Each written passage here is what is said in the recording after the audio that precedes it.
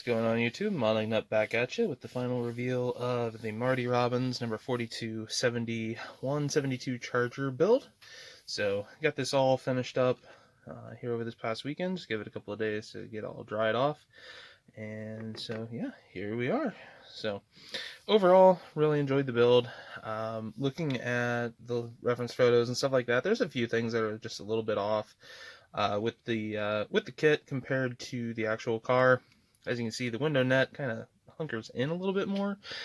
Primary reason for that is that the roll cage itself sits in quite a bit more on the driver's side than what it normally should for the car. But again, it's just the nature of the old kit and stuff like that. You can see the roll cage is right there instead of tucked up against that A-pillar. But yeah, I mean, outside of that, looks really awesome though. Happy with how the paint came out.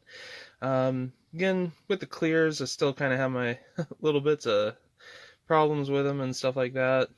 Getting the smoothest of finishes. So you get it in the right light, there is a little bit of scratching on the actual on the clear itself, but again, overall, I'm pretty happy with how it came out. For the chrome here on the for around the windows and then down through there, that was all done with Molotov pins. So got that, and then I went ahead and dry brushed the front grills with metalizer before I put that in, just to get that.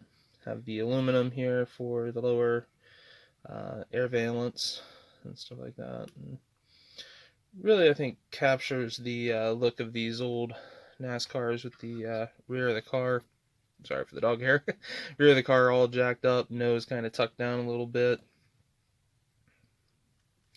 Really that awesome looking stance of these things. So pulling the hood on off for just a moment. See the engine. Went ahead and actually rewired the engine with a different wire. Went ahead and snipped off all of the tops of the distributor, put little tiny holes and actually glued them there, then ran them around and into the cylinder heads, the valve covers, which is a whole lot easier to do. Came back, just repainted the aluminum there. Same with the inside of the fender wells and stuff like that. So those are all aluminum or aluminium, depending on where in the world you are. So get that setting back down and on. And yeah, the window net was a custom build. I don't think I cataloged that in the actual build process itself.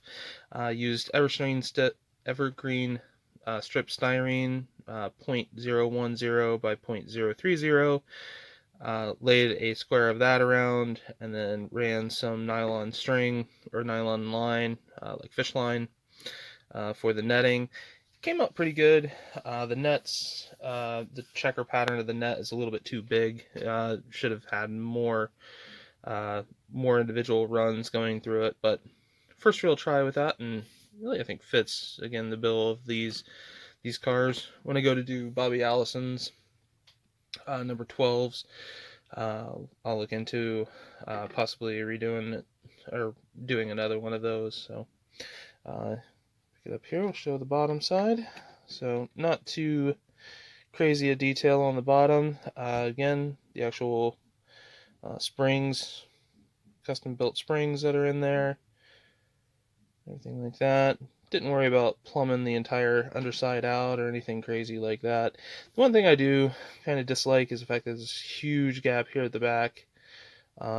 Wish they would have done something different, but again, 1970s kit, you're going to get that. But overall, really happy with how the build came out. Happy with the paint colors, how they laid down. Wish I would have done a couple of things different with them though, just to save a little bit of paint, because I'm going to have to look into getting some more of that Panther pink for a couple of builds and stuff like that.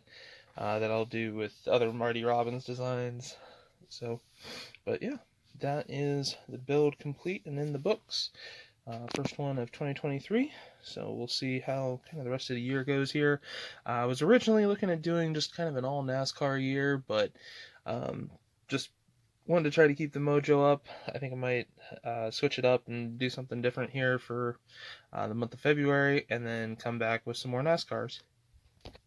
So yeah, like I said, hopefully you guys enjoyed the series. If you have any questions, comments, definitely post them down below. If you're looking to build a replica like this one, again, check out my last part where I was talking about the contingency decals. Again, there's a couple that are kind of difficult to come by to get on to actually match up to the real stock car. So yeah, again, thanks for the comments that you guys have been posting. Definitely keep those up. Love seeing them, even if I don't always get a chance to reply back. And I will catch you all in the next one. Peace.